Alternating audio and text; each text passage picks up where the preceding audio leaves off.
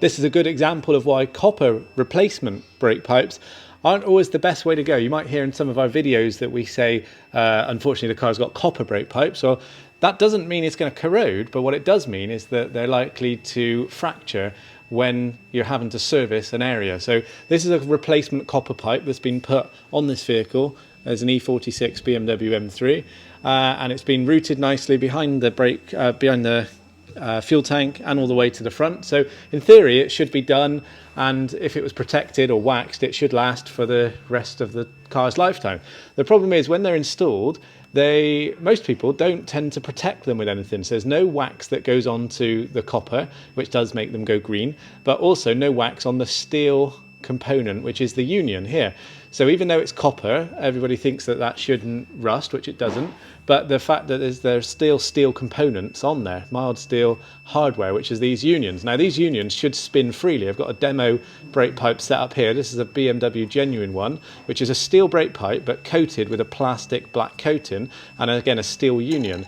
And as you can see, these unions have to spin freely because that's the entire way that they work. They are able to be serviced, connected to the flexi lines through this hole here, or undone by turning. So to undo the brake pipe you would turn it that way, and to tighten it back up to the flexi pipe you would turn it that way.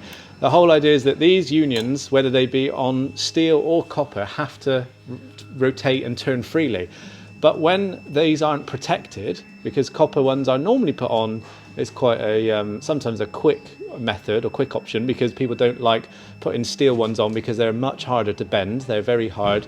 Sometimes you need a special tool to bend them, and they're only available from BMW dealers normally. But the fact that these ones get put on, the copper ones, and then they're not protected, means that these unions do then continue to corrode because it's mild steel underneath a vehicle, so of course it's going to corrode.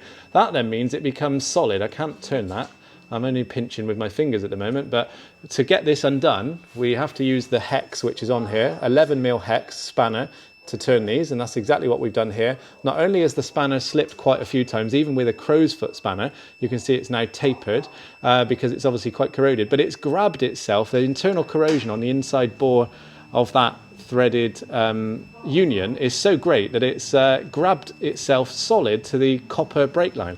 So the only way then to undo the flexi hoses, the original BMW flexi hoses which go into this hole, this would have been sat through here like this, is to just keep winding and keep winding. But what that does is it twists the copper, because the copper is so soft, far softer than a steel component, that it just fractures. The copper gives way before the corroded union starts spinning, whereas on solidly fixed or corroded steel brake pipes and steel unions, you're much likely to be able to overcome the corrosion grab before the steel gives way and buckles, and that's because steel is a more stronger component than copper. So this poor chap is going to have to, unfortunately, have new brake pipes replaced. And yes, you can put joins in, but we don't tend to do that. We'll always go for the genuine BMW ones. They come pre-terminated, already flared, the exact length to the millimetre, and all you need to do is fold them, and then obviously they need to get waxed and protected. But this gives you a great idea of why we say that the coppers aren't always best, because if they've got no protection on them after 2.5 years, which was what we believe these ones have been on for, you try to undo them and it just kinks and breaks the steel, the copper hose, and then that's too short to be able to add a section up here, so it does need replacing now. And that's why we always recommend going for the genuine ones, and why during our restoration processes and our RACP work for whatever BMW, we will always only ever use the genuine BMW steel hoses.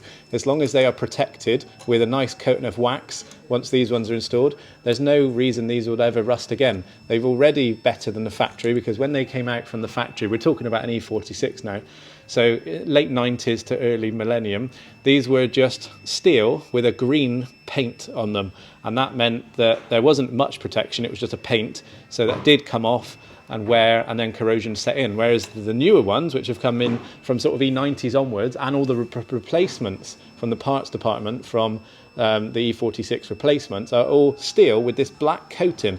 Now that's not paint, it's not powder coat, it's a plastic coating which is applied over the pipe, and then it goes through a heat induction system at the production and then it just grabs and takes the shape of the pipe. So it's got already a protective plastic barrier, and then once these are installed with a nice amount of coated wax on them, then that solves the problem. They'll never rust again, they'll always be serviceable, and you won't ever have the copper ones that end up causing problems and need replacing for then a second or even third time.